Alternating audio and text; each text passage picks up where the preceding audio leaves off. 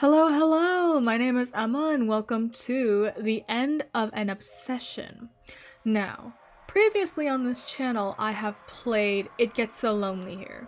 And that was a yandere-esque, Yuri-esque visual novel, right? It's like romance, but there wasn't really, it was like a lot of toxic, red flags everywhere type of thing.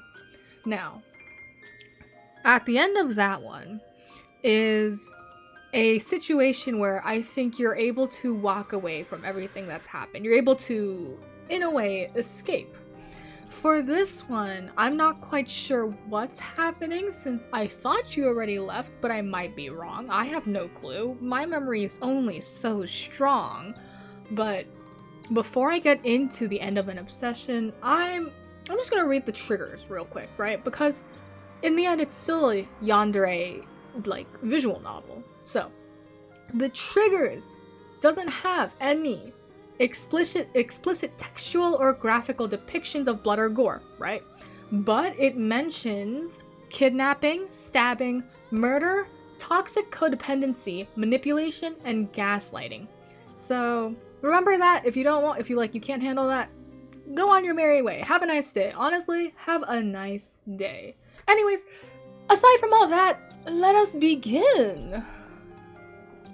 My previous qualm with it was there was a lot of reading. Personally, it's more of a me problem because I'm not very good with all that reading, but we'll see if I can handle it this time because I hear that it's shorter. So, who knows? The scene is set. You feel groggy when you finally wake up. The back of your head is throbbing and your mouth feels dry, as though it's been stuffed full of wool. Yummy, I ate a sheep before this. With bleary eyes, you glance about. What time is it? Where are you? And perhaps more importantly, who are you? I thought we figured this out. Did we not figure? Did you get sudden amnesia again? I thought we knew our name from the end. Am I getting sudden amnesia? You don't remember. Any attempts to probe the nooks and crannies of your memory are depressingly unsuccessful. Dwelling upon your identity too deeply hurts. It's a dull sort of pain rather than a sharp one, but it makes you wince nonetheless. Perhaps it's better not to attempt to remember too much then. Thinking was never really your strong suit. I mean, yeah, that sounds about right. You've always been a creature that existed upon pure instinct. A fool who thought that she was more intelligent than who she was. Who... It would seem that I'm getting carried away. Yeah, but it's not unexpected of you.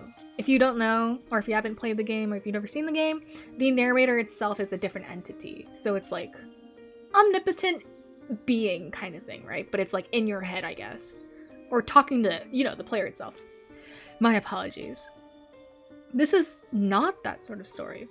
Or in any case, I hardly have the energy to be too acerbic. Acerbic. I think acerbic sounds about right. So, we do remember who we are, I assume? I'm afraid that this has already been done before, and I wouldn't want to be too repetitive, or worse still, trite and tedious. I'll try to restrain myself for the rest of this narrative. Alright. We'll see.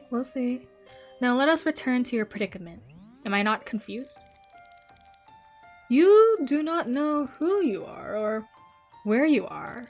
But with some luck, there should be something close at hand to jog your memory. Let's see. It's bright and you have to blink away spots of white which bloom behind your eyelids. Hissing like a scalded cat, you rub your eyes with the heel of your palm. I think I stared at the sun way too long before I fainted, I guess. The sun just killed me right there. Your surroundings melt and twist around you, rippling like the troubled surface of a lake. I'm going a little delusional with all that. Then all of a sudden, you hear a voice call to you, light and bright and full of girlish amusement. Oh, I see you're finally awake. Who said that? Who are you? And where am I? Ah, just there. You see her now. There's a woman standing by your bedside. She has hair the color of sunset that curls around her face. Her eyes are soft and a smile plays about her lips. She looks sweet like an angel, but you know all too well that looks can be deceiving from the last 3 deaths. You are unsure whether you can trust her. It's hard to trust anybody when your head aches so much and you do not know where you are, especially a woman such as this who looks so very at ease. Does she not realize how anxious you feel, or does she simply not care? You try to ask her what's going on, but you only get half of the question out before you start to cough. Oh, you poor thing. The woman tuts and hands you a mug of something warm. You've been through a lot, but don't worry. I'll look after you. Now here, drink this. I don't drink suspicious drinks from strangers. You look down at the cup and it's done brown? It's done brown? Is that a color? It's done brown contents askance. Am I reading this right? My brain no comprehend. Me a little too stupid. Is this really safe for human consumption? Nar. Yes, it's fine, silly. I've not poisoned it, if that's what you're worried about. In fact, it's the opposite. She has like fangs. I wonder if she's got a little vampire thing going on. But it's sunny, so who knows? The opposite? Indeed, I enchanted it to soothe any unwanted aches and pains, and I'm sure your head is aching. It must be after everything that's happened when she fucking knocked me the fuck out while I was looking at the sun. What happened? Now. I'll only answer one question at a time. It'll get confusing otherwise, and you must be plenty confused already. Now, come on, drink up.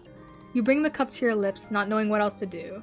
The weight of her expectant gaze is uncomfortably heavy and begin to say, no peer pressure, don't succumb to the pressure of this random-ass lady! The drink is warm, surprisingly so. It makes your lips tingle. As for the taste, well, it's not unpleasant. In fact, it's quite nice. Is that honey? A rich that I could never afford? You only intended to take a small sip of the curious drink, but she don't look like she gave me something yummy. But before you know it, you down the entire mug. It tastes too good, and your head does feel a lot lighter now. You thank the woman hesitantly. You know not what else to say, and she beams. It's alright. I thought you could use a little pick-me-up after everything. You've not had an easy time of it. Haven't you? No, you don't remember? The woman asks. Not a single thing. Well, maybe that's for the best. What happens to you was probably quite traumatic, though I did try to be gentle. She gave me head trauma. That's the traumatic part. I didn't want to cause you any undue hurt, but here's the thing. It's surprisingly hard to kidnap a princess from a palace without causing a fuss. A princess, did she say? Yes, that's right. You're a princess and, well, I'm a witch. Everyone in the kingdom says you're singularly beautiful. Not that I put much stock in those rumors, of course. I mean, how many people can say they've actually seen a princess? I thought it was all hearsay, just stuff and nonsense, really. But when I caught a glimpse of you during the royal ball, held to celebrate your 18th year, I realized the rumors were all true. You really are beautiful. You're so beautiful, in fact. I had to have you for myself. The woman, the witch, leans forward. She's still smiling, but there's something unsettling about it. Her teeth, you realize with a start, are awfully short. Vampire? Vampire? Her nails, meanwhile, are terrifyingly long. She cups your face in her hand, her long, long fingers resting against your cheekbones. Her nails scrape against your skin like knives. Her breath smells sweet, but only superficially so. Underneath it, you think you can detect something of the crypt. Something foetid. I've been laying low for a while, keeping to myself. I've been awfully good these last, 100 years, but it does get boring. You know, always being on my best behavior. I'm a witch, so I'm supposed to cause the odd commotion here and there. It's all part of the profession. Witches exist to curse people and, cause problems. And, princesses exist to be kidnapped. Especially pretty ones like you. That's the way it is. It's the way it's always been. I'm just fulfilling my role in this little story, so please don't get mad at me. We can't help our innate natures. I guess mine's getting kidnapped in this story. The witch leans in further still, her long, fair eyelashes trembling.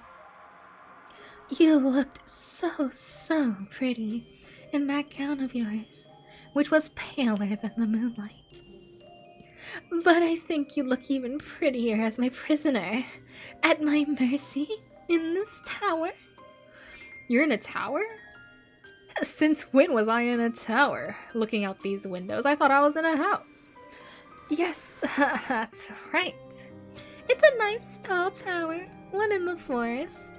Nobody knows where it is except, well, me. And it's protected by all sorts of enchantments. It's not possible for anyone to get in or out, anyone except me, of course. The king and the queen can send out as many search parties as they want. It won't make a blind bit of difference. You'll not be escaping here in a hurry. You're all mine to do with as I please. And I'm not gonna let you go. No, I'd never. The witch's eyes flash like lightning. For a few moments, she looks unsettling, unnervingly inhuman. Well, she's not. Unless witches are considered human in this story, but technically she's not. You want to push her away, but you can't. Your body no longer wants to obey you. I wonder why. Your lips were tingling. I don't know, maybe it's a paralysis thing? Was it the beverage she gave you earlier? The one which tasted of honey, you know? Don't take things from... Did your rich-ass king parents never tell you to not take things from strangers? You do not know. You have no earthly clue why your body was frozen. Why you cannot bend your fingers nor blink your eyelids.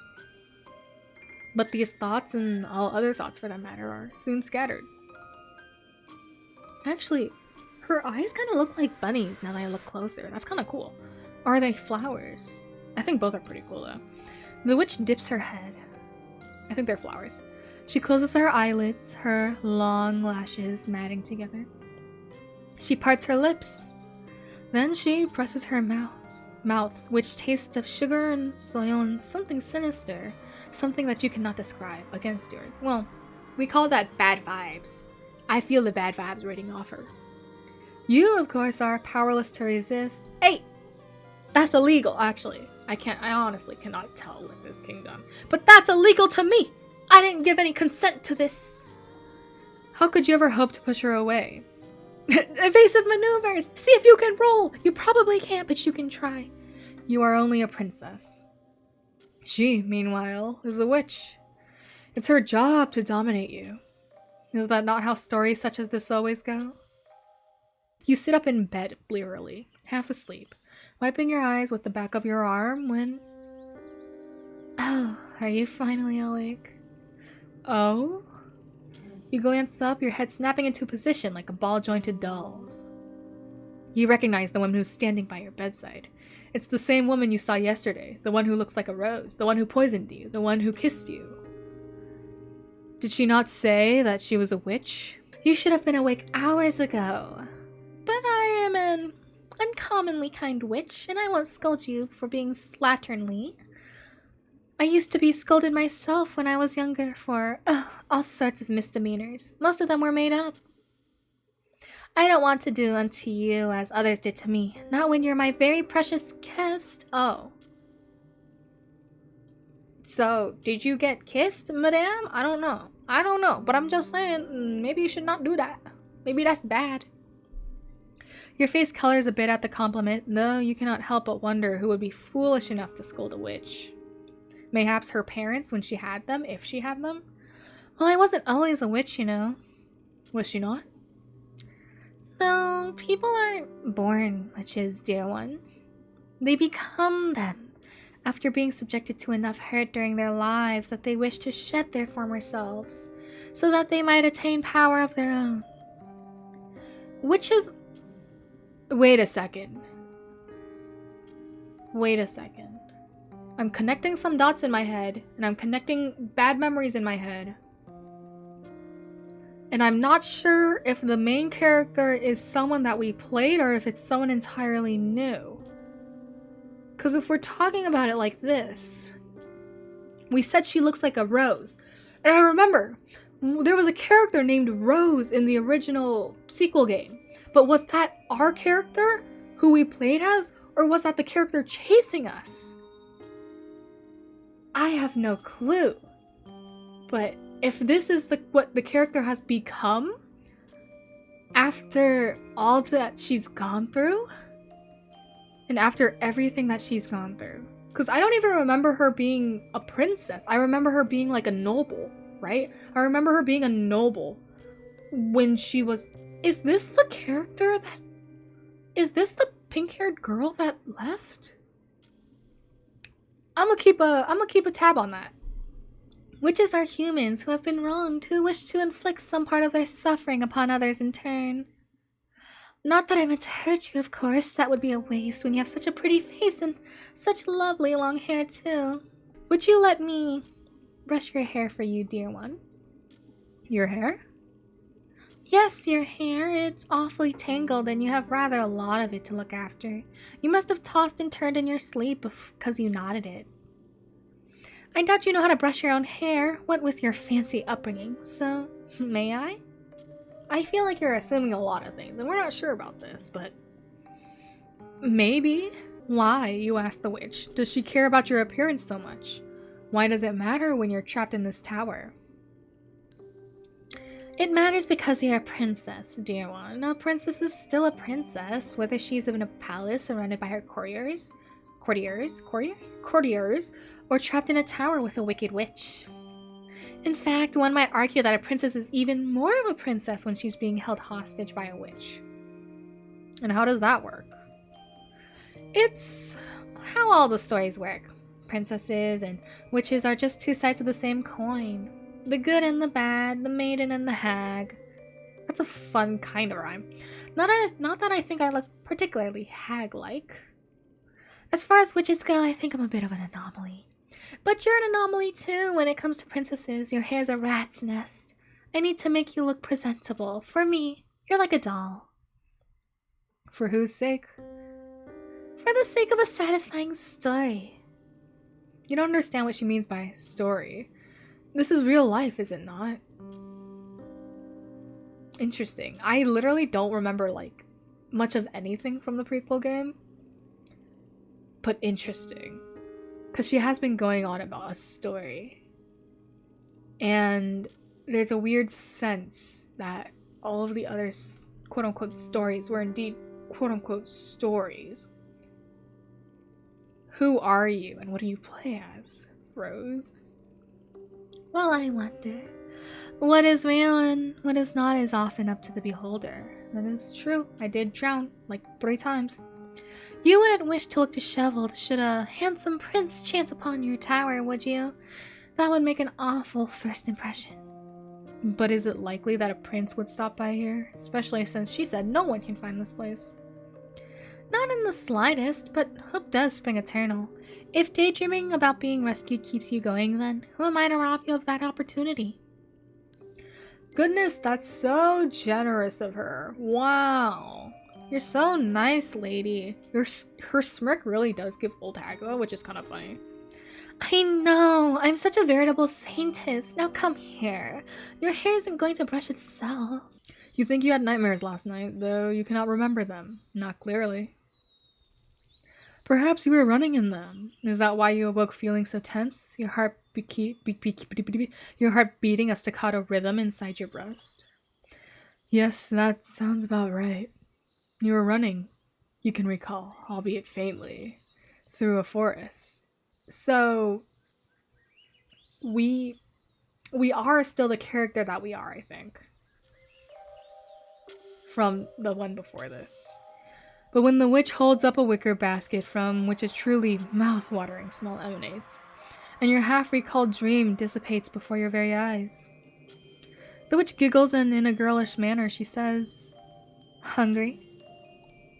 You nod instinctively without thinking about it. You cannot remember the last time you ate, and the witch beams. She been starving me? I can excuse many things, but not giving me any food? How dare you? How dare you?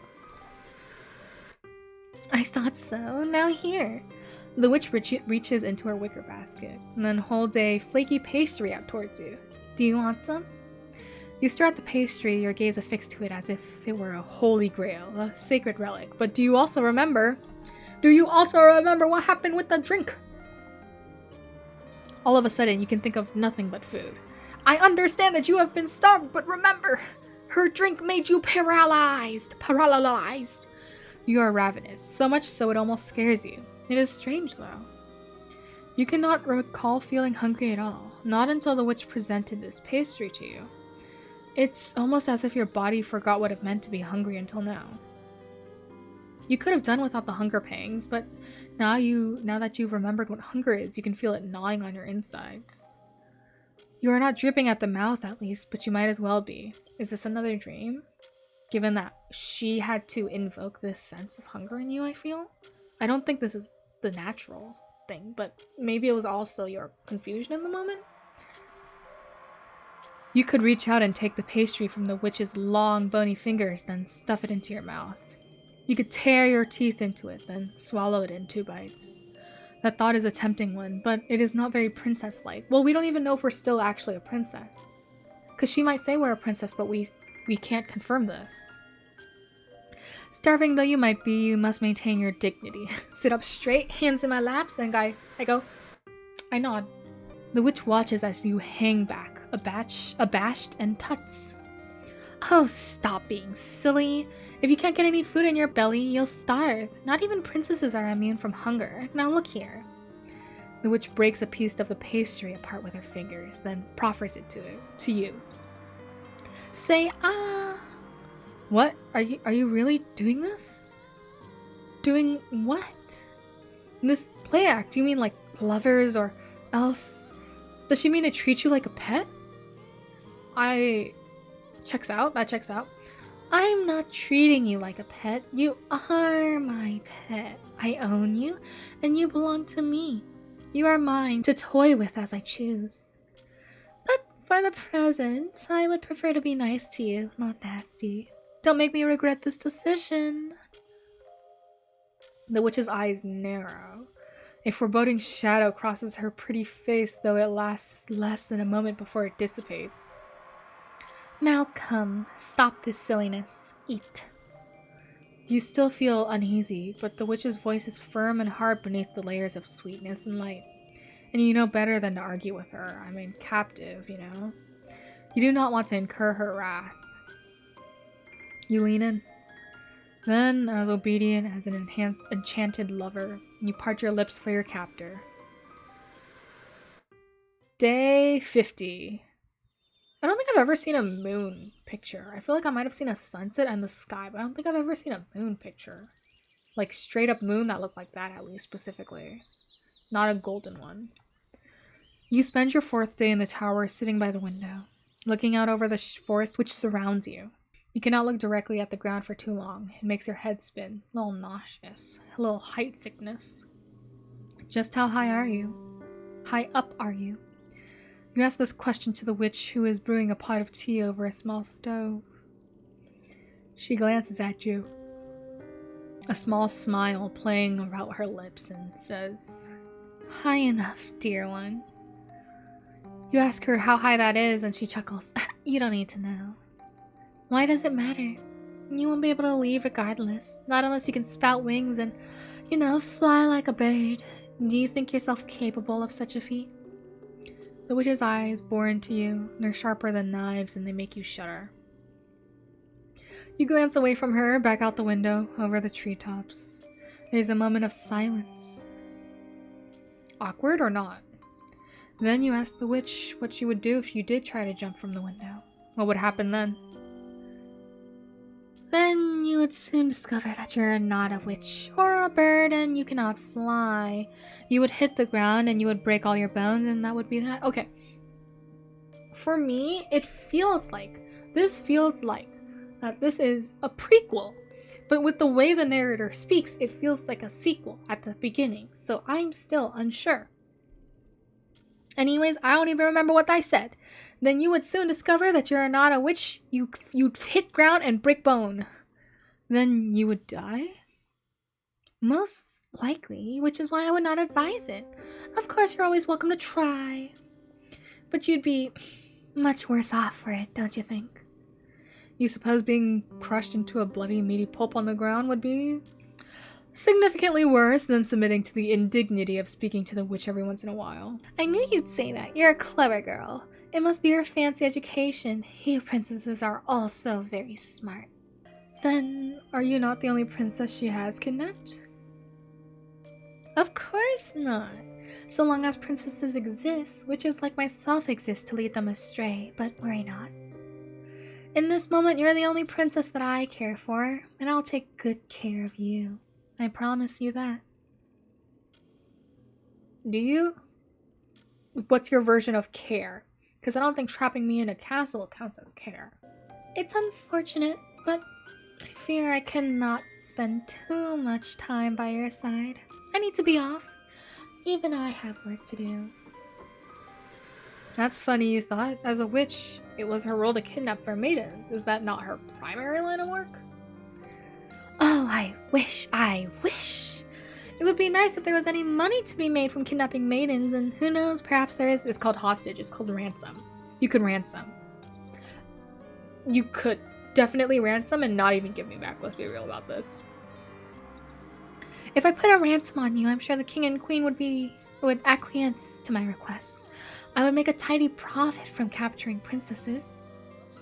But they say you should never mix work and pleasure. While it would be nice to make a profit from my passion, I wouldn't wish to tire of my favorite pastime. That would be a true tragedy. So she regards kidnapping young women as a pastime. That's a little bit of a creep thing, don't you think? Well, what else would it be? It's just a bit of fun. For me and mostly me. For her, maybe it is, but for you... Oh, I'm sure you'll get used to it soon enough. I've not been too unforgivably wicked to you, have I? You think briefly upon the kisses that the witch has plied you with during the last few days, her mouth firmly pressed against your own. Yeah, no, you've been kind of a scumbag. You can recall the taste of her saliva upon your tongue. It was oddly floral, wasn't it? Everything about the witch is oddly floral, though you think she might be compensating for something. What is she she's compensating for a lack of flowers by becoming a flower? When she kisses you, you thought you could taste the earth and the dirt, silty soil and writhing worms. You ever licked a worm? I don't know what worms taste like. A moment passes, you blink, then quietly you say, "No, she hasn't been too wicked to you. She has, by all accounts, been treating you surprisingly gently. You know, surprising for a witch. A witch who has been a little scumbaggy. Well, there you go then. You have enough food to eat and clothes to wear and books to read. What more could a girl want? Freedom! I want freedom! Oh, you don't know. Your freedom, maybe? I want that! Freedom's overrated. How much of it did you have when you were a princess? More than here! That's a good question. You cannot remember. Probably more than here! I wasn't confined to like one room, probably. That's what I thought. The witch smiled smugly and then she leans in. She takes her face between her palms, cupping it, then says, I wonder if she knows that I have memory loss. Because she acts very know-it-all. But unless that's just her personality. Now look. There are many, many people out there who seek the aid of witches such as myself. There are many sad, lonely little girls out there with no friends and family and nobody who will listen to them. Granting their wishes is my job, though I fear I've been ignoring their plaintive cries in favor of spending time with you. My clients will probably get angry if I keep shirking my duties. Shrinking? I think I said shrinking as shirking. Now that is peculiar. You're surprised that so many people would willingly seek the service of a witch. Do they not have a bad reputation in these plans? In these parts? Indeed we do. A bad reputation is better than having no reputation, though. Some people are desperate enough that they are even willing to turn to the devil for help. I thought that you would know that already, dear one. You fail to see how this conversational topic is related to you. I also wonder why. But then again, you've always been a bit slow on the uptake. That's rude, narrator. Narrator, rein it in. You're being a little too uncouth right now for me. I'm in an emotionally weak state right now. In any case, I think I'll be busy for a few days. I won't be able to pay you as many regular visits as I've been, but don't fret. I'll try to hurry with my obligations as quickly as I can so I can be with you once again, like fate ordained. There's a lot of fate, a lot of timeline, a lot of story in this. Fate? Yes, indeed! A princess is nothing without a witch to keep guard over her. Without me, I fear your existence would lose all meaning.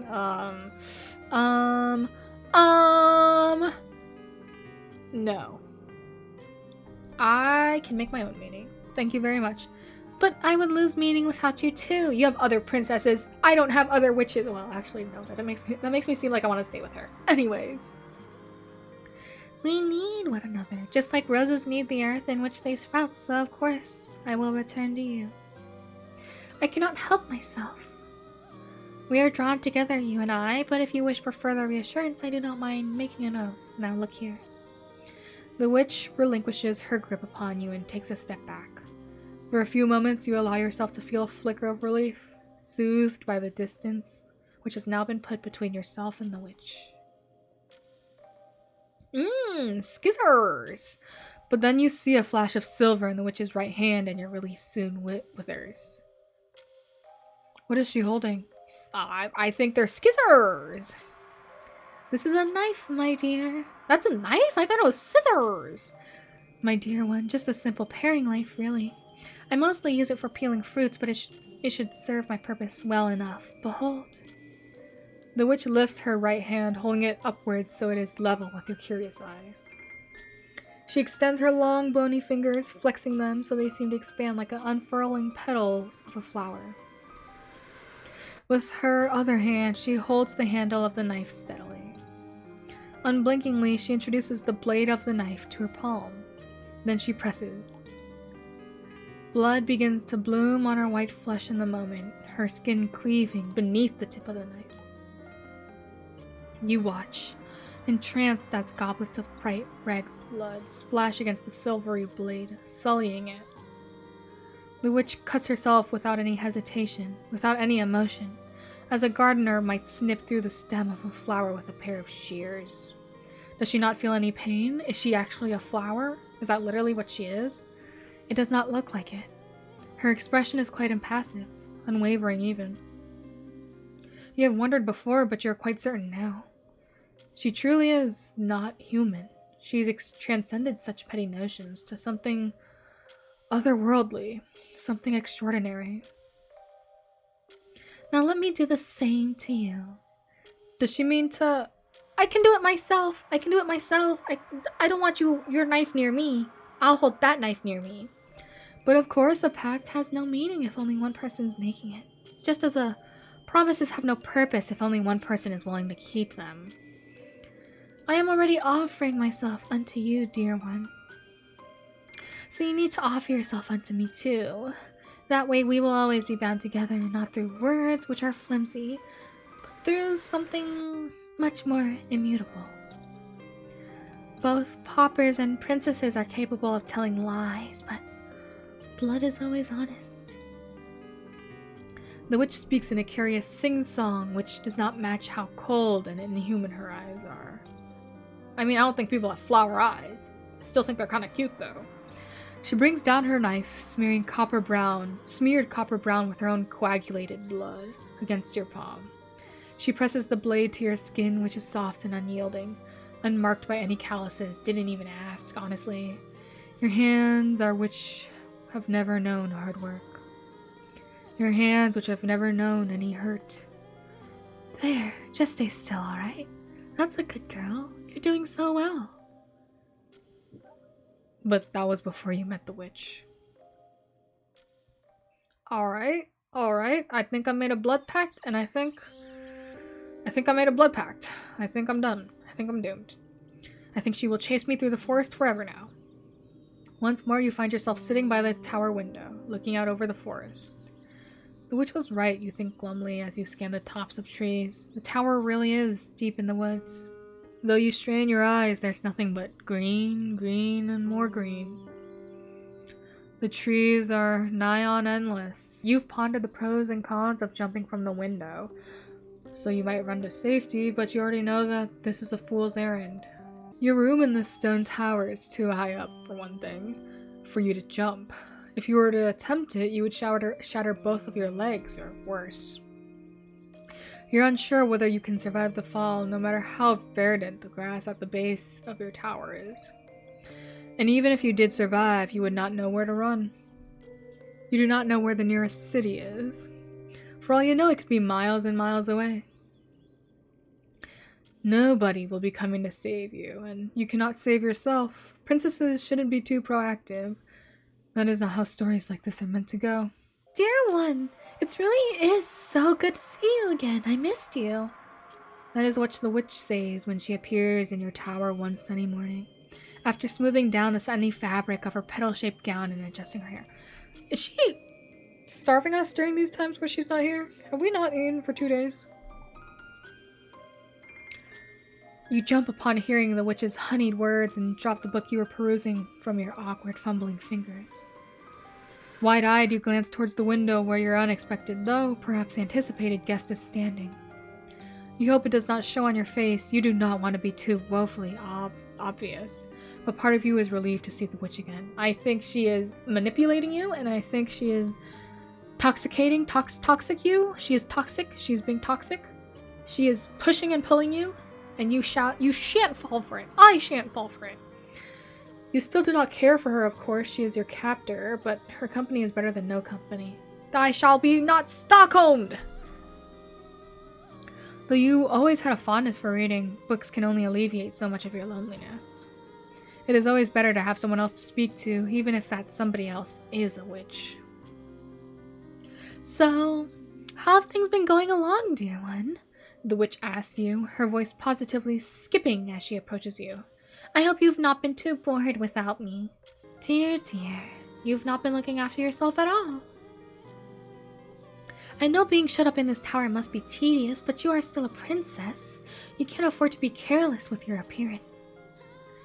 You really would be helpless without me. The witch retrieves the brush from your bedside table, then approaches you. Let's get you looking pretty, shall we?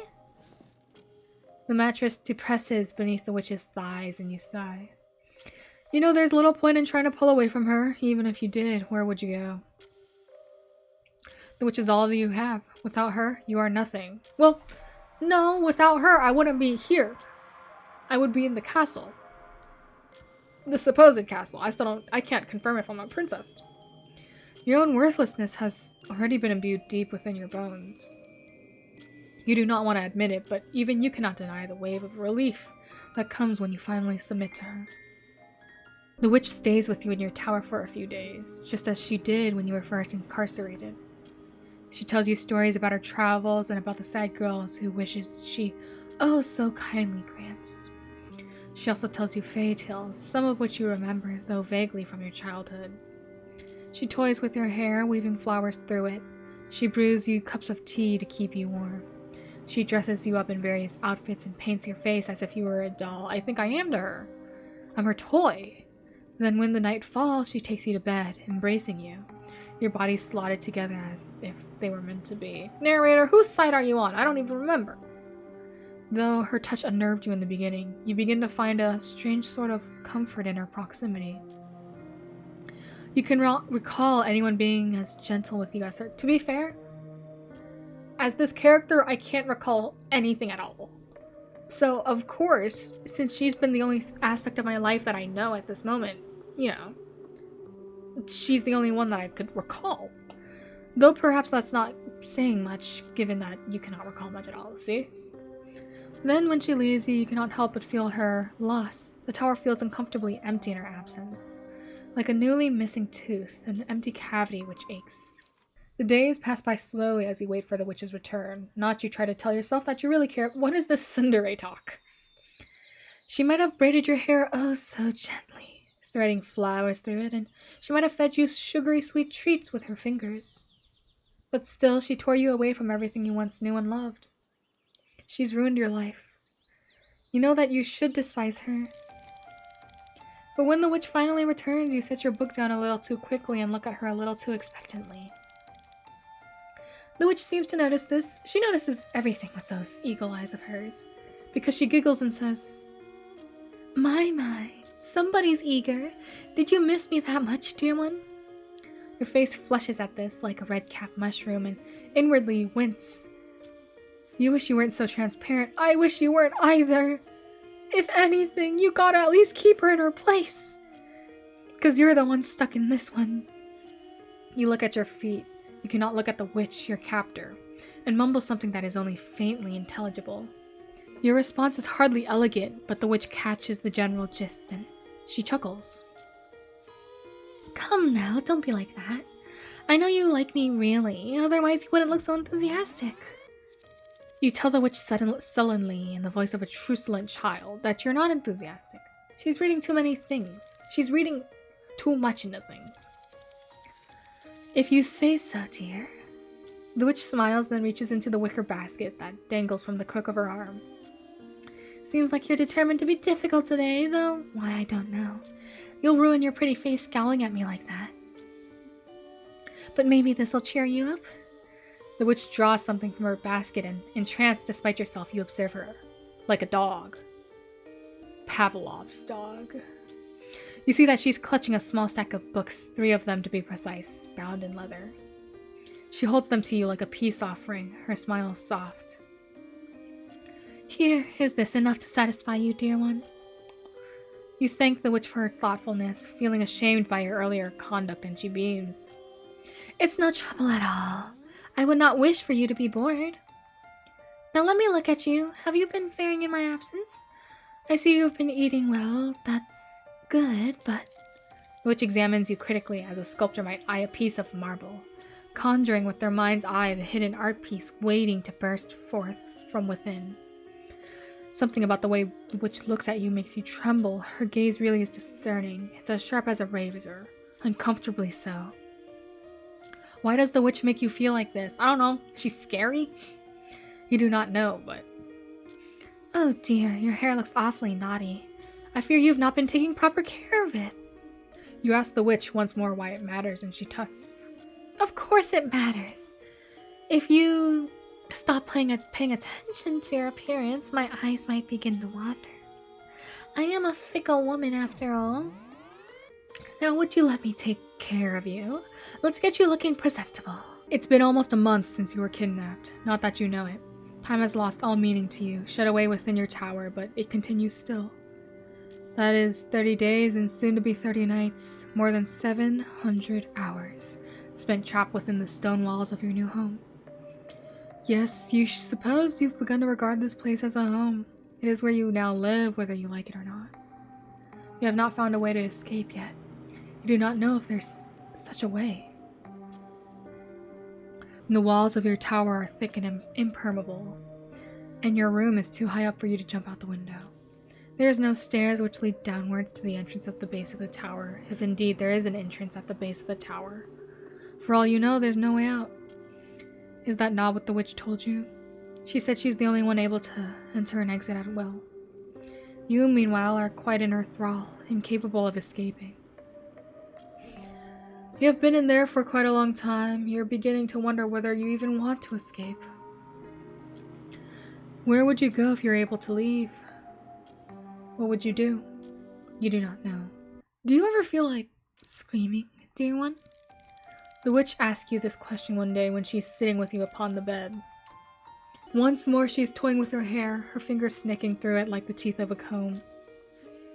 Her fingers are long and cold, as are her nails. They scrape against your neck, oddly inhuman, and you tremble though you try to suppress it. You do not want her to know that she unnerves you, or worse still, that she endures you. You ask the witch, who sounds uncommonly weary, whether something is bothering her, and she sighs in response. Is it that apparent?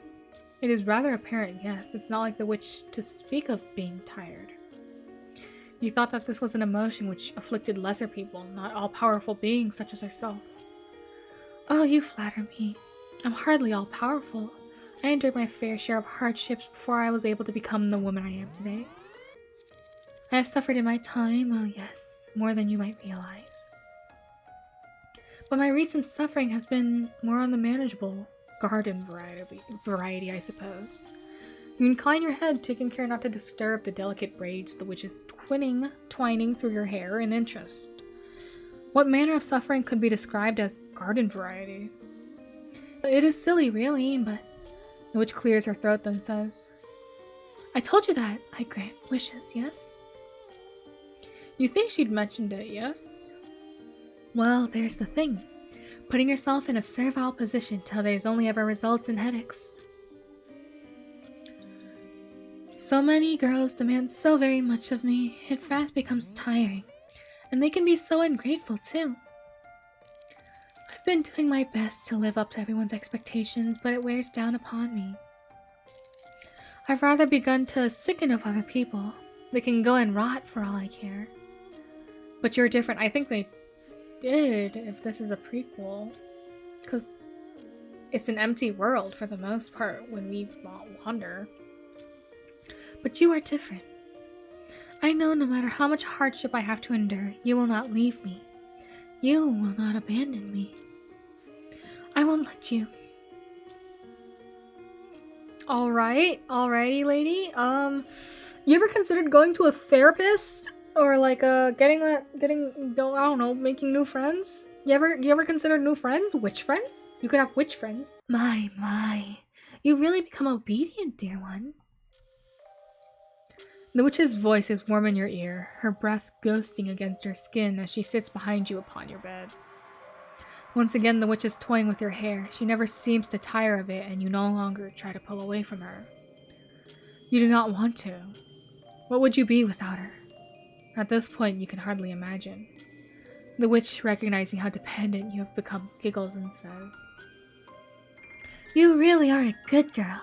You were quite the handful in the beginning, but you formed up a good deal. It makes for quite the change. I think this is a prequel. I've been battling with myself on whether it's a sequel or a prequel. I think it's a prequel. I think the narrator is just an asshole. Now tell me, dear one, do you miss me when I'm not there? You swallow. Your own saliva tastes musty on your tongue, like an old dress which has not been worn in years, like a subterranean prison cell which has not seen sunlight. Though the witch is asking, it is a moot question. She already knows the answer. Yes. Regrettably so. You miss her. When she's away, you miss her awfully. How nice. I'm glad to hear it. It is wonderful that you can finally be honest with yourself. But I think you're still holding back. Holding back? Indeed, I think your feelings towards me, dear one, are even more intense than that. If you miss me, then it makes me wonder. Do you also love me? Though the witch's touch is gentle, you feel trapped, a prisoner clapped in irons. If you had strength enough, you'd throw her hands off you and scramble away, clutching what little remains of your dignity to your chest. But what dignity do you have left, really, when you've already surrendered yourself to a wicked witch? You can no longer pretend to have any airs and graces, but even then, you find that there really is only one thing you can say to her. I don't love you. I don't. You're weird. And you're mean. I don't care how hurt you've been. You've confined me in this tower, and you have essentially ruined a life that I still could have had and freedom that I still could have had before this. So I don't love you. I don't even know you that well. You keep leaving me alone. Oh? The witch frowns, her arms crossed. Is that so? You worried initially that the witch might be hurt by your response, but that does not seem to be the case. Instead, she seems to ponder, now holding one hand beneath her chin. A moment passes, and then... Well, it's no matter. I expected as much. We haven't spent all that much time together. Not yet, at least. For a witch, a few months is... nothing, really. We are beings who exist beyond mere mortals' conception of time. We see years as seconds, months as merely blinking of the eye.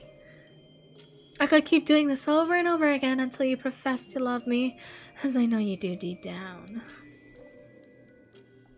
Here, the witch's smile takes a sinister edge. She retrieves her knife from the air, Where did she pull that? You hardly know, then says, hee hee hee, a stabby stabby. And I think that is just what I will do. Now please don't squirm, dear one. This won't hurt too much. You won't ask her what she means and what she wishes to do with that knife. She's a little scary and I'm stuck with her in a tower. But you don't get the words out, though perhaps this is a good thing. Such questions are awfully trite and tedious, and they are pointless besides. You already know what the witch is planning. She moves in, quick and nimble as a dancer, winding an arm around your waist in this pas de deux. How do you say that? In this pas de deux, you are her partner, pulled close to her chest as if in a lover's embrace. You feel her fingers splayed against you, feel her breath upon your cheek. Then you feel the blade of her knife. It enters your chest, plunging deep, deeper than you thought it possibly could for such a small knife to penetrate. You gasp. You splutter. The front of your nightgown blooms red just like a garish rose, so bright it hurts for you to look at. It's too painful. It ends just like every other story. The smell of copper fills the air, it fills your mouth. Your vision begins to skew, as does your body. You pitch to one side. Holy shit, the soundtrack on this is kind of hitting right now. You pitch to one side, clumsy as a duckling, no longer a ballerina worthy of performing upon the same stage as the witch. She's graceful and elegant, as if she's made of air, and you have never felt more lumbering, like a doe, a fawn just born. You pitch to one side, the witch steps back in a flurry of crimson as she goes, "Oh my, careful dear, I wouldn't want you to stain my lovely dress." Then your head hits the floor with a smack. For a few moments as you lay there, you know pain, a sharp, intense agony which consumes you like a wildfire. Your blood pours from your chest, pooling on the floor in a sick, sticky puddle. You try to breathe, but your body refuses you. Your lungs ache, and every inhalation is agony. The few sad, pathetic snatches of air you're able to inhale taste like glass. Doesn't that mean they taste like nothing, if I'm being honest? Glass doesn't taste like anything. It hurts. It hurts, it hurts, it hurts! But to your immense relief, it doesn't hurt very long. The witch bends down, knife in her hand. Gently, she caresses your face as though she means to soothe you, as though she cannot countenance how you came to be in such a sorry state, as if she's the innocent one. My apologies, dear one. I wasn't as efficient as I would have liked. I still don't have much practice with this, but I'm sure you'll forget it all soon enough. In a few minutes, this will all fade away, just like a bad dream. Then she plunges the knife into your limp, unresisting body once more. You feel the cold, inorganic material plunge deep inside you, chilling you from the inside out. The knife violates your body, which is fast becoming a corpse. More of your life's blood oozes from the gaping, violent wound in your stomach, which is very, very red, like a rose. Then, there's nothing. You bleed out, your vision blurring, and you die. You do not even have a chance to try and resist your fate. The witch is not merciful, no matter how much she claims to care for you, and she will not grant you such a reprieve. Why would she, when you rejected her so callously? In this fairy tale theater full of bad— hey, that's a different game! In this fairy tale theater full of bad endings, you reaped what you sowed with your cruelty, your callousness. But don't worry, this is not the end. Don't you know that all fairy tales have to have a happily ever after? Interesting, narrator, you used to berate me while I died. But I see something's changed. You feel sick when you finally wake up. Like an injured animal, you lie there, so enfeebled you can scarcely move. Your chest hurts as though it's been recently split apart. Your heart, meanwhile, hammers anxiously in your breast, a thick, unwieldy piece of muscle which is working too hard to assert its own existence. With trembling fingers, you look down. You half expect to find the front of your nightgown dyed red with blood, but it is not to be. Your nightgown is a pure, peerless white instead, the fabric smooth and unwrinkled. How peculiar. You were so convinced upon waking that you would find a crater in your chest, a hole where your heart used to be, that your reality is a touch disappointing. I see you're finally awake. You recognize the voice, but where is its owner? Have you not spoken to her once before in this very room? You're sure you have, but the harder you try to grasp at these details, the more faint and flimsy they become. Perhaps you're making it up. You've always had a penchant for daydreaming. You have not seen this woman before, and if you have, you must have seen her in a dream. Or perhaps a nightmare. Am I hungry? This is the wicker basket. She got the wicker basket. Briefly, you think of denying her query. Though you know you are being unreasonable, it feels almost like an accusation, as if she's mocking you for needing to consume food to live. Look, foods are honestly one of the benefits of being able to be alive, okay? They make my life happier. I ate bagel bites and they made me happy. For some reason, admitting to the witch that you possess such base needs feels excruciating. You would just as soon admit that you like rolling around in the dirt like a beast. I mean, I think people should roll around in the dirt more. I mean, I maybe I don't like doing it that much. I don't like getting that grimy feeling on my hands, but people could. Don't judge dirt. Don't judge dirt rollers. That is how she makes you feel.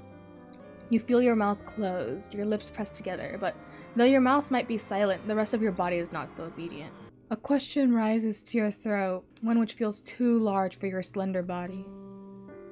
You know you will not like the answer, but you still feel compelled to ask. Why, you ask the witch, did she trap you in this tower in the first place? What does she want from you? Oh, you silly thing. The witch steps aside from the stove, then kneels before you. She takes her hands between her long, bony fingers, then gives them a squeeze. A shock of cold knifes through you when you shudder. With wide, deer-like eyes, you observe the witch, as softly she says, I don't want anything from you. I just want you. You do not understand the distinction, and you tell her as much. What does she mean? What I said. You don't need to do anything, dear one, or say anything. You don't need to be anything. Other than yourself, of course. A princess stuck in your role. I didn't bring you here because I desire you to act in a certain way. I thought she kind of wanted us to be subservient, if I'm being honest. But I don't know, man. Maybe I was misreading it. I just wish to enjoy your company. There's something a little flattering, you suppose, about that. But it still doesn't answer your question. If she really wanted to only enjoy your company, why did she have to keep you a prisoner? Could she not enjoy your company in another manner, one that's less inconvenient? Naturally, that's what I wished, but it isn't so easy, you know? It isn't? No, dear one. You're a princess, you see, and I am a witch. We could not have been together if you remained in the palace. You would have been wed to those boorish, loutish prince who wouldn't appreciate you, and I would be distraught. Distraught? Does she truly care for you that much? Or does she care that I am not, quote-unquote, I'm not quoting her, but like, being, quote-unquote, properly utilized? I care for you a lot, dear one.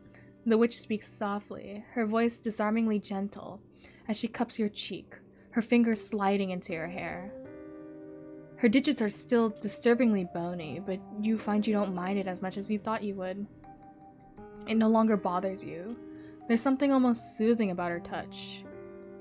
That is why I had to kidnap you. If I want to put it selflessly, I suppose I could say I meant to rescue you from your tedious fate of being wed to some strange man and whisked away to a foreign land, taken far away from me. But I'm a witch, so I'm selfish, and that's not really why I brought you here. I brought you here because I wanted to be with you. I couldn't bear to see another speak to you or touch you. I wanted to keep you all to myself.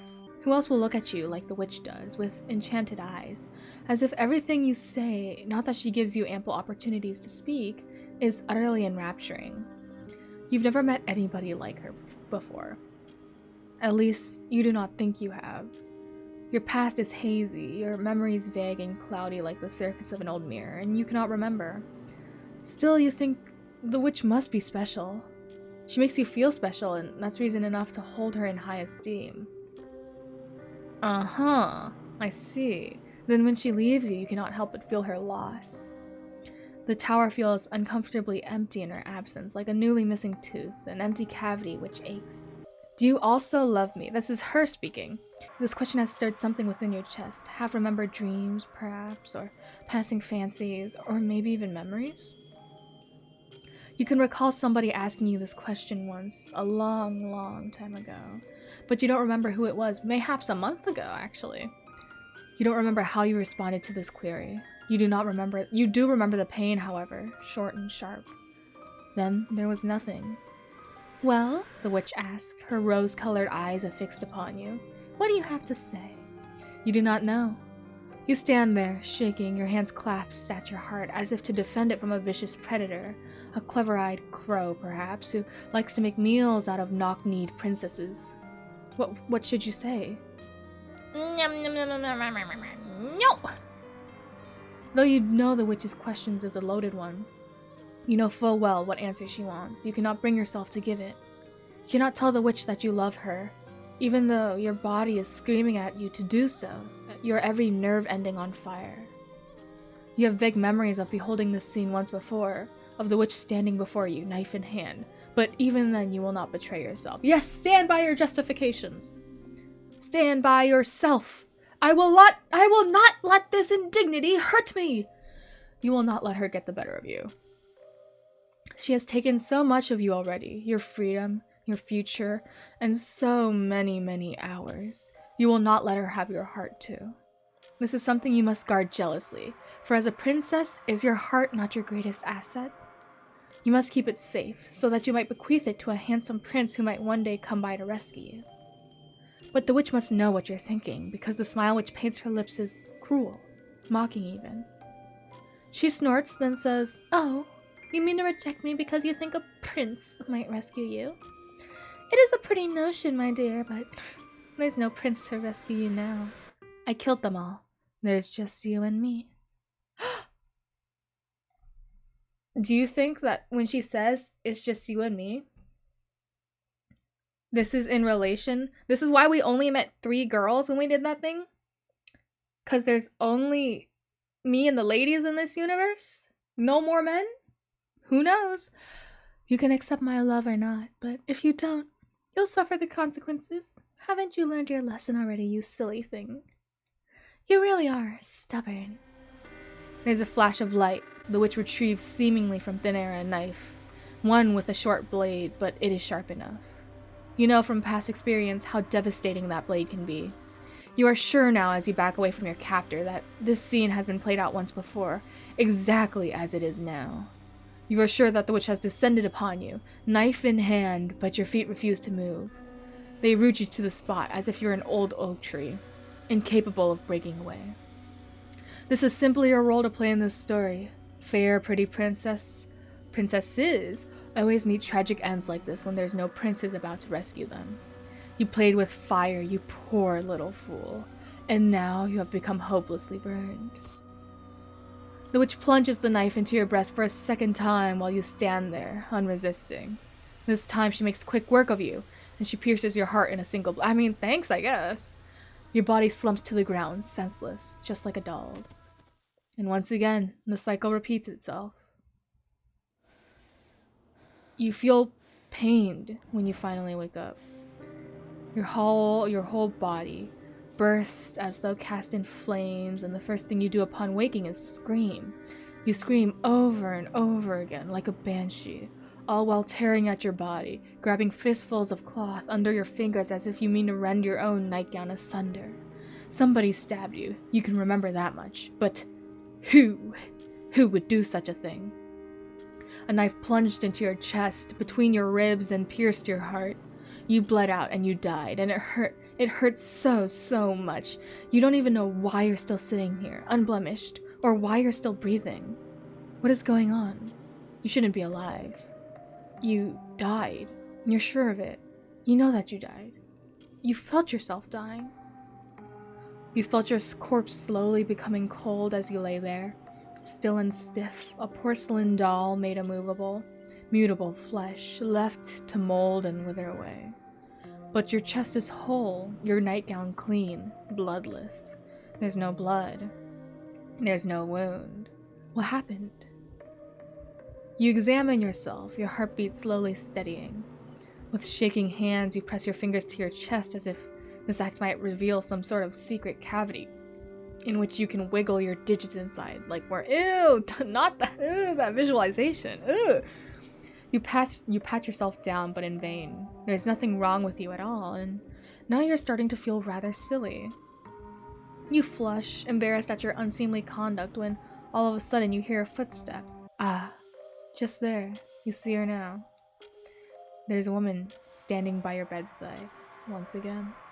Oh, you poor thing, the woman tuts. Do you not get tired of this, lady? Do you not get tired of this? While dolls have hard, impenetrable bodies made of porcelain, while are incapable of experiencing sensation, it is not so for you. You feel every single touch the witch bestows upon you. When her fingernails press against your scalp, you cannot help but shudder. You've begun to think during the ensuing days that perhaps things would be easier if you were a doll. Technically, I don't disagree with that, because then you wouldn't have the emotion to think about freedom, because you wouldn't even be alive. Then you would not sigh so from her touches, would not lean into her kisses, though you wish you could lean away. If you could not feel emotions, perhaps the witch would not take so much obvious delight in drawing them out of you. Then perhaps she would not torment you so. Like a playground bully, the witch keeps on pressing. She pokes and prods until your stony facade crumbles. She takes delight in your whimpers, but she seems to enjoy it all the more when you snap at her. You've told the witch to leave you alone before, but she never does. Your aggression only ever procures from her that light, tinkling laughter, which has begun to grate on you so, the laugh of a child who knows not the hurt she is causing. Or perhaps she does know, but she does not care. You are in a tower in the forest, and nobody but the witch knows where you are. Nobody will be coming to save you, and you cannot save yourself. Even if you could jump from the window, you can't. And you knew where the city was, you don't. There is something rather uncouth about attempting to escape. Since when? You're a princess after all, and princesses aren't supposed to rescue themselves. That's not how stories like these go. I mean... no. But I mean... what if you're not a princess either? You don't know that. They're supposed to wait until a handsome prince rescues them, and that's what you do. Like a good little girl, you sit by your window, looking out over the forest which stretches out endlessly, and you think. You daydream and you dither, but in the end, you do absolutely nothing. Aren't princesses supposed to be calm, composed, perfectly poised? You might not remember much of your past, but you think you should be accustomed to compliments at this point. Surely princes have gone on one knee and taken your hand for years ever since your 18th birthday. It should be ingrained in you, but you feel awkward and clumsy because the witch's words, regardless, stripped bare and oddly exposed, is enough to make you wonder. Are you really a princess at all? You've gone through most of the books in your tower already, and you're beginning to long for something more than light, frothy fairy tales, even more insubstantial than sea foam. Perhaps you'll ask the witch for more books when she visits next time, though you have no idea when that'll be. Her visits are sporadic. She does not always stay for very long. It seems she cares more about how you look than what you think, and she fusses about your hair and clothes more than your words. But maybe this is to be expected. You're a princess after all. You're raised like a sacrificial lamb, to be bartered away to the highest bidder. This is how princesses are, whether they're engaged to princes or kidnapped by witches. They exist to be looked at, to be admired. What they think of is little consequence. The witch's treatment of you rankled in the beginning. It stung your pride you suppose, as a princess. In the beginning, you railed against her. Now, however, you've begun to miss her company. Every day, when you awake, you are made aware anew of just how much your world has shrunk. It contains nothing save the witch. There's nothing for you to anticipate beyond her visits. Nobody for you to speak to save the voices in your own head. It wears upon you, but you have the strangest feeling that this is where you belong. Technically, I've been here for 3 months. This is your new world. You're playing the role that is expected of you, for is this not what princesses are supposed to be? Being a prisoner must be in your blood. It is part of who you are, ingrained in you, just like your knowledge of how to pour a cup of tea without spilling it, or how to address your superiors without making a nuisance of yourself. Is that what a princess would know how to do? You know how to be quiet, how to be meek, how to be mild. You do not know how to stop worrying, however. What will happen to you if the witch begins to tire of you? What then? You've been her prisoner for so long it would be foolish to remain antagonistic towards her. She is the one, after all, who feeds you, who entertains you, who keeps you company, your only person in your life. You really are a good girl. You were quite the handful in the beginning, but you formed up a great deal. It makes for quite the change. Now tell me, dear one, do you miss me when I'm not here? Oh, is this the do you love me? Cool. The question finally brings you to your senses. You feel as though you've finally awoken, just like Sleeping Beauty from a long, long dream. The witch has asked you this question once before. She asked you whether you loved her, and you refused her. You were too proud and haughty to accept her love, and you paid for it. She splashed your blood against the tower floor, and you were left to lie there in a heap, a sad, pathetic pile. You did not look very much like a princess then, for all of your airs and graces. The witch left you to die, but she is a merciful witch, and she has given you a second chance. Or a third. What will you say to her this time? We stick by our guns. I dost not love thy. Oh, dear one. The witch clicks her tongue as she examines you, one hand under her chin. You're proving to be awfully stubborn. You quail before the witch and her large rose-like eyes, your head hanging. You have the awful feeling that you've disappointed her, a feeling which is intense enough to be crushing.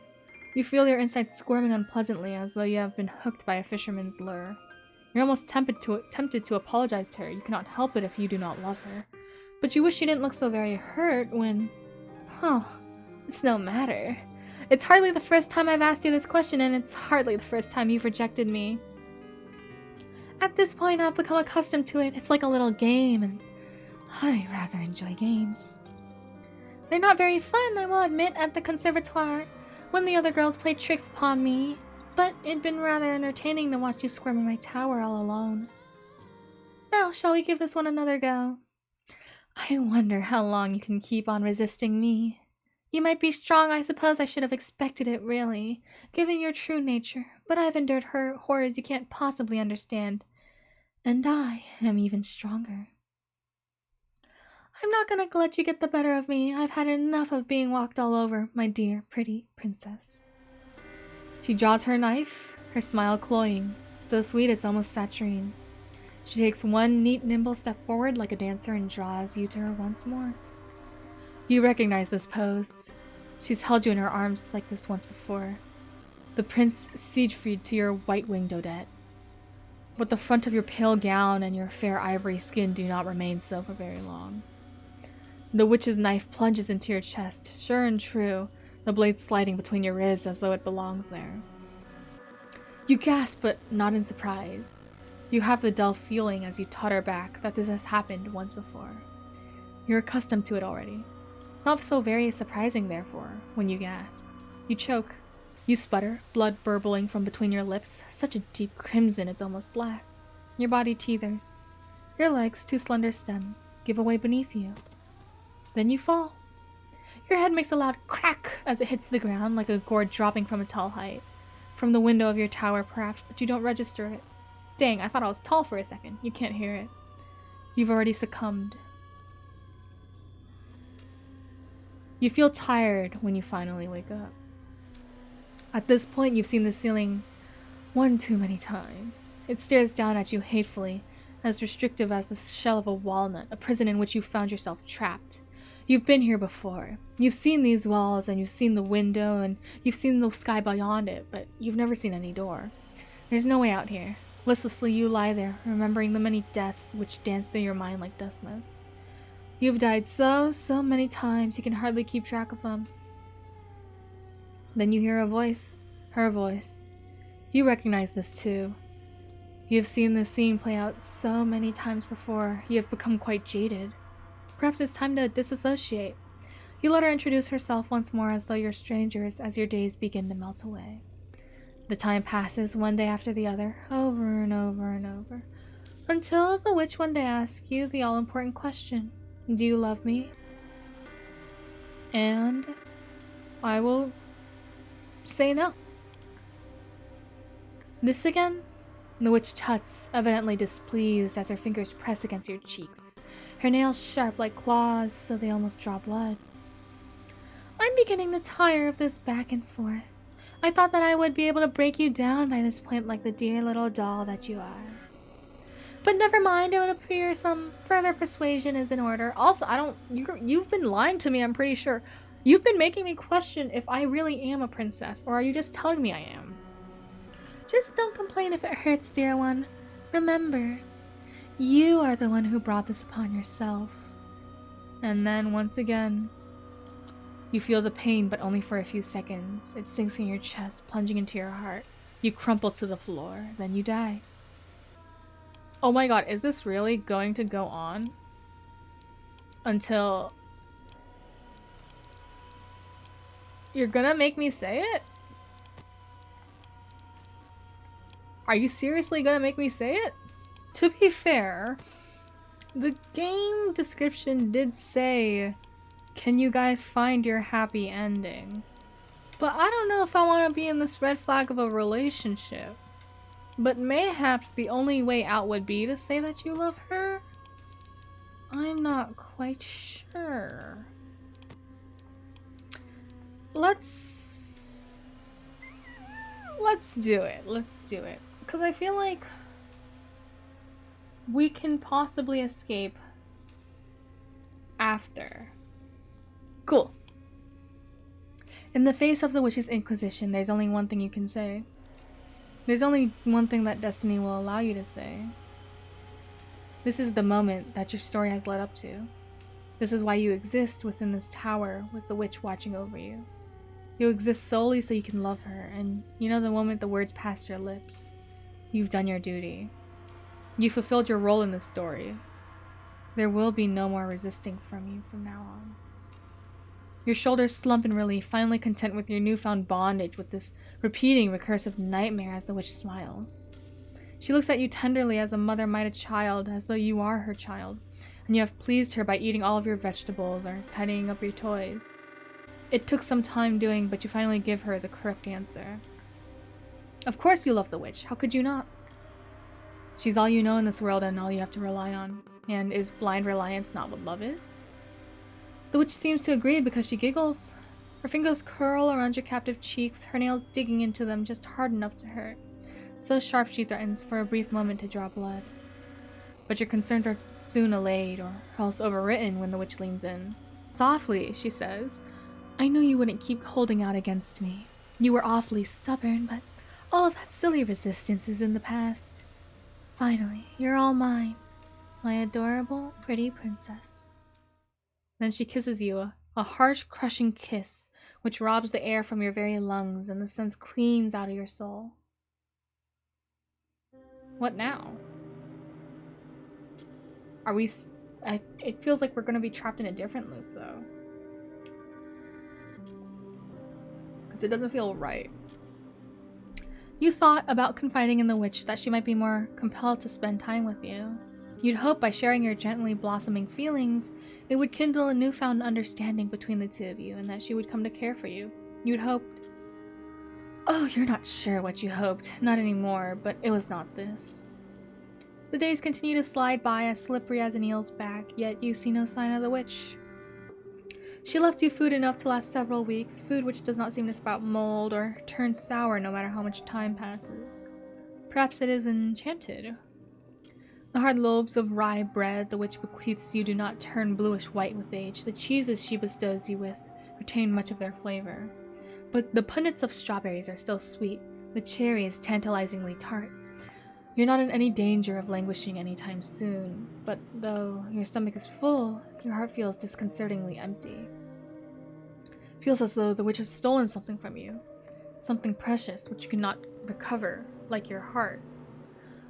The witch has already stolen you from your old home, your old life. She may have also stolen your old memories, though you're less sure about that. You're beginning to fear, however, that in the wake of your confession, she's stolen something even more intimate. She's stolen your affection, plucking words of love from your lips as easily as she might twist a berry from a bush or the head from a flower. She's harvested your feelings in a manner which, in retrospect, seem uncomfortably calculated. Did she lavish you with gifts so you might grow to adore her? Did she cultivate your feelings on purpose in the hopes of reaping them, of having something else to steal from you? Now that she's claimed your heart, perhaps she no longer finds you amusing. Has she grown bored of you? What will happen to you then? Will she abandon you, all alone in this tower, with no way of escaping, with no means of procuring your own food? If she were to do that, you sure would die, either of loneliness or starvation. You're unsure which would come first. You try to take solace within the pages of the numerous novels within your tower, but you've read them all before. The stories entombed within the pages do not change. They cannot distract you from your anxieties. The actions of the put-upon heroines in any case, all seem awfully trite. There's a lot of running through woods, brambles snagging at the hems of dresses or else catching in hair, and anyways, these stories all end badly. The heroine always dies. Interesting. As far as romance stories go, they're not very cheerful. They cannot console you. The witch is not there, and in her absence, you're all alone. Interesting. I had assumed they were standard cookie-cutter fairy tales, but if they always die in the end... Mayhaps illusions? The days continue to pass, but little changes. She pays you a handful of visits, but they're infrequent, few and far between, and they're depressingly perfunctory alongside it. These visits do little to assuage you, whatever, that the witch still loves you. How can she when she comes and goes so very easily, just like a cat? If she loved you, would she really abandon you without a backwards glance? You do not know, or perhaps you do not want to, and so, unable to stop yourself, you find yourself asking the witch what you did wrong. Why has she been avoiding you? Avoiding you, dear one? The witch looks at you questioningly, her expression so believably bemused that you begin to doubt yourself. I'm not avoiding you, perish the thought. Why would I do something so callous? You're not sure, that's why you're asking her. She spent so little time with you lately, you just thought. Ah, that's where you get tripped up, dear one. You're a princess, therefore you should not think. There's no need for it. Princesses are made to be pampered by others, not to try and sleuth their way out of their own problems. You'll be much happier if you stop worrying, silly thing. Well, yes, you suppose she's right. You see the logic there. Your life would be a lot easier if you could simply switch off your worries if they were a gas lamp, but... That's enough, dear one. Remember what I said? There's no sense in thinking. You'll work yourself up again. But you cannot help but think. There's nothing else to occupy her hours when she's away, and she's been away so often lately.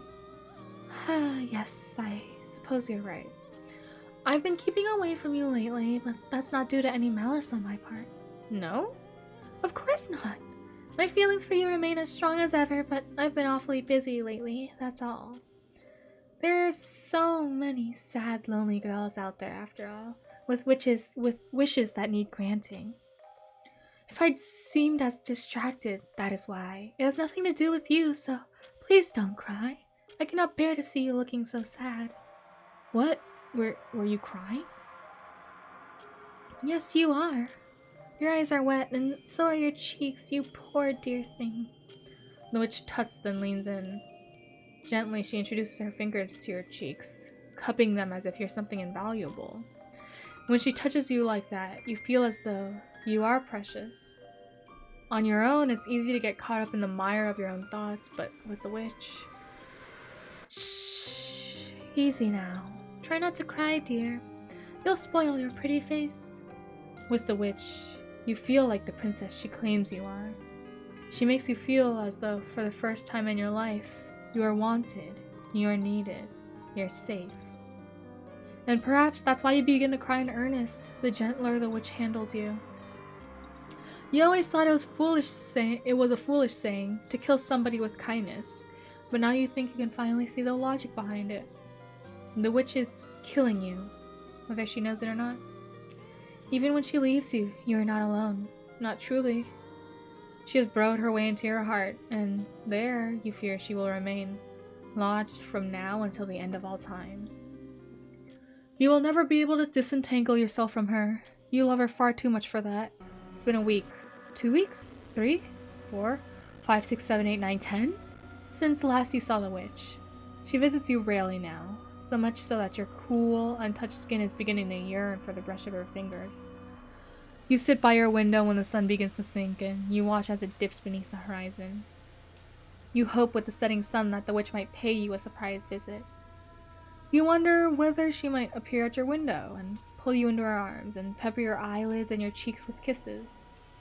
But she never does. You have grown accustomed to the love of a love which possesses and which consumes.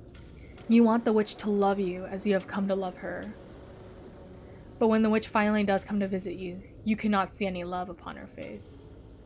You cannot see any love in her eyes. They are cold and hard, just like stones. You gasp when you see her. You did not expect her and you scramble to your feet. Your souls are bare. You did not bother to dress yourself, have not bothered for the last. Oh, it's 'cause we're not pretty, quote unquote, anymore. How many days has it been? You do not remember. You've grown rather slovenly about your appearance. You no longer care to brush your hair, to change out of your nightgown, to don your petticoats or your bodice, or even your stockings. What is the point when the witch has stopped visiting you? You'd sooner lie in your bed like a consumptive wench and slowly die. That's how it feels without the witch's company, like you're dying. You've known an intense, obsessive love, and now it is gone. Without that love, you've begun to wither away. It really is a tragedy. You hope the witch will be able to see how much you're suffering without her. You hope she'll take pity upon how pathetic you are, and she'll promise to stay with you. You wait with wide, eager eyes, hoping she'll offer you some excuse to her absence. It needn't be a good excuse, as long as it's not, "I've grown tired of you," so long as it's not, "I no longer love you," or worse still, "I never loved you." If she lies to you, you can still love her. If she lies to you, you can pretend that she still loves you. If she lies to you, she can spare your feelings. But the witch's voice is less than reassuring when she addresses you. Her voice is cool when she says, "Dear me, you're in an awful state. You haven't brushed your hair and you haven't bothered dressing either. Some princess you are. Your parents would be ashamed if a creature like you has any parents to speak of, that is." A creature? You looked at the witch uncomprehendingly. What does she mean by that? "I mean what I said. Just take a look at yourself. Did you not believe me? Look at your reflection, then try to argue that you aren't a creature." You would look at yourself, but there is no mirror. You have not seen your own face, save for the faint reflection in the witch's dark eyes, for... God, how long has it been since you were trapped in here? Ah, yes. I suppose that is true. I was hoping you might remember who you are for yourself without me needing to spell things out for you. But you're remarkably tense, aren't you?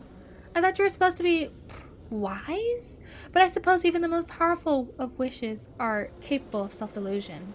When the truth becomes too unpleasant for them to confront it. What does she mean, witches? You thought that you were a princess? Oh yes, I did tell you that, didn't I? I thought it would be amusing, a bit of, well, role reversal. I'd wondered if you'd like to be a heroine of a love story, for once rather than the antagonist, but this has dragged on for far too long. It isn't entertaining anymore. It was never that entertaining in the beginning, to be honest, but then again, I've never been as cruel as you are, and I don't enjoy reveling in other people's misery. I just thought that you deserve a taste of your own medicine. Your own medicine? What is she talking about? What do you think? Just take a look. This should answer all of your questions, dear one.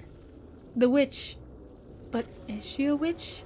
Smiles sardonically, her eyes half lidded as she reaches into a wicker basket which dangles from the crook of her arm. From within, blanketed beneath a scrap of red fabric, she extricates a gilt mirror. Is this actually a prequel? Or no, a sequel? Is that not a prequel? So was I right when I said that the witch might be our main character from before? The witch polishes the mirror with the hem of her satiny gown, then hands it to you with an anticlimactic, "Here." Your fingers brush as you reach tremulously to take the mirror. Your innate desire upon seeing the mirror is to draw away from it, or else to dash it upon the ground. You do not want to think about what you will see reflected within its smooth, glassy surface. You are afraid if you acquiesce.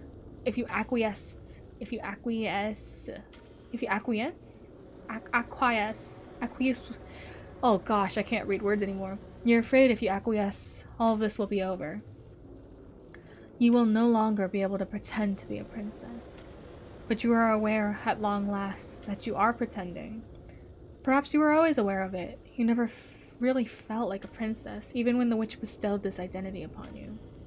The word princess never resonated with you. It never felt like you. You still cannot remember spending your days within a palace or a castle, or even a dungeon guarded by a dragon. You cannot remember meeting any princes, kings, or queens. You are not a princess then. You were never a princess. But of course, you always knew that. You always wanted to play pretend. So this is the perpetrator of the last game, I see. But it's interesting, because I had thought about something. What made me think that it wasn't actually her on the other end was because the narrator was there speaking. So does that mean the narrator is capable of speaking to everyone? Because I always thought the narrator was in her head. But the face which stares at you from this mirror's smooth, untroubled glass, all pale skin and dark, staring eyes, makes it obvious just what you really are. You were, and always will be, a witch. That's right. The witch, Rosette, regards you unblinkingly, with dark, dead eyes. Eyes which have seen far too much for one so young. But how young is she, really? How long was she trapped, running through fractured fairy tales as she tried to escape from you? You do not know. You hardly recognize her, but you recognize yourself. You might have lost sight of who you are when Rosette left you, but now. Do you remember? I remember. I've always remembered. My name is Medea. Yes, that's right. I am Medea, and this girl is, or was, Rosette. And though our paths continue to cross, we have always been alone. This girl, once so innocent and assuming, languishing for want of love, has known what it feels like to be adored to the point of insanity. She has been drowned, buried, and consumed by love. And in doing so, she has changed. She is not the girl she once was. She has become a fine witch in her own right, with eyes that reflect no light, with a heart that contains no love. She caught you, me, us, while we were drifting bereft, languishing for a lack of a little girl who, oh so cruelly, broke ties with us and imprisoned us. I don't know how long we've been trapped here, nor how long Rosette has been toying with us, but I cannot even bring myself to resent her. I cannot hate her, no matter how much she might have hurt me. She called upon me when she was alone, and I answered. I promised I would be there for her. We made a vow, and though she turned her back on me, our connection was never really severed. The love of a witch, after all, is a powerful thing. Even when poisoned, it continues to bloom, bright red like roses. Rosette. Oh, my adorable, beautiful Rosette. No matter how much time passes, I still find myself drawn to you. Even now, I still adore you. Whether a mermaid, a poor village girl, or a princess, I will continue to love you. My feelings for you will never waver, even if you never had any fondness to spare for me. How could it? You ought to know yourself now, after becoming a witch in your own right, that it really does get so lonely here.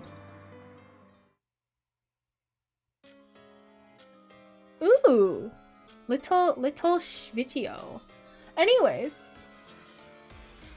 I once again remember how bad I am at reading these. Gosh darn it! The end of an obsession. Oh wow, spooky themed. Anyways, that was pretty good. Honestly, that was pretty good. Like, I think I'm just not very good at like recording these games, I think they would be really much more manageable if you're like reading them and not like reading them aloud. Or if you have like, you know, friends who can act out as characters. Ooh, song. But what I'm saying is like, I like the twist. I like the twist. Cause I feel like from her part, like when I ended It Gets So Lonely Here, I was thinking mayhaps she would like go on with like a normal life, right? After escaping, like if she could. But finding out that she, in a way, becomes the villain of this story is pretty satisfying. In a kind of messed up way, because she's lost a lot, right? She's lost a lot to get to where she is. Not even by her own choice, but it's kind of nice seeing her get some form of revenge, even though in the end it feels like a little bit unsatisfactory because it doesn't feel like it's cohesively ended a cycle. You know what I mean? Because she has generally become, in a way, the same as the person that chased her, right? The same type of person that has tormented her. And while it does make sense that she would do that, I understand why she would do that. It's like, you know, there's no walking away from this, right? Because in the end, I think the witch, you know, Medea, in the end is just still, she's still, how do you say this? I feel like she's still one, right? Like, not the, how do you even properly articulate this? It feels like she won. Because in the end, she doesn't feel any remorse, right? She's just like, oh, you've made me love you, and even if you don't love me, I still love you type of thing. Which is still an obsessive love in the end that will never end, you know? So while the title to me does say the end of an obsession, it doesn't feel like Medea's obsession has ended per se. It feels like it's stayed constant or maybe even amplified, which is rather interesting because I feel like Rosette at that point has mayhaps not fully reached a point where, you know, she's fully gotten a revenge, right? Because even if she torments her, it's like, it's like, for some reason it feels like it was to a benefit of Medea, because Medea really just wanted Rosette, right? But in the end, it's like, who knows? Also it's a sequel, so yeah, that makes sense. But I don't know, man. I don't know. But player choice is all an illusion, right? That's what it was on the other one. Let's see if there's any other way. There's a sequel to fully understands what happened. Game jam, another crack. Bored of her and tosses her aside. I thought it was a gimmick. Eventually decided that concept was too depressing. Killing Stalking. I haven't even read that. I fear reading Killing Stalking, if I'm being honest. Song. The dream of yearning made me think about an original story. What if a girl was kidnapped by a yonder who gets bored of her? Sound like a viewable way to explore. So I decided to do a Rapunzel thing, where I figured it would be fun to write after Rosette broke free from her loving grasp. Lonely is a pretty big dreamy story for interpretation, and its own ending was open enough so I could play around a little with the two leading ladies. She already suffered enough in Lonely, so I thought about casting Medea as the main heroine. I thought it'd be fun twist to make her basically a role reversal. Twisted by all the misfortune, yeah. That one makes sense. It just doesn't feel like the obsession. It didn't feel like an end to the obsession to me. That is all. She vows to take revenge.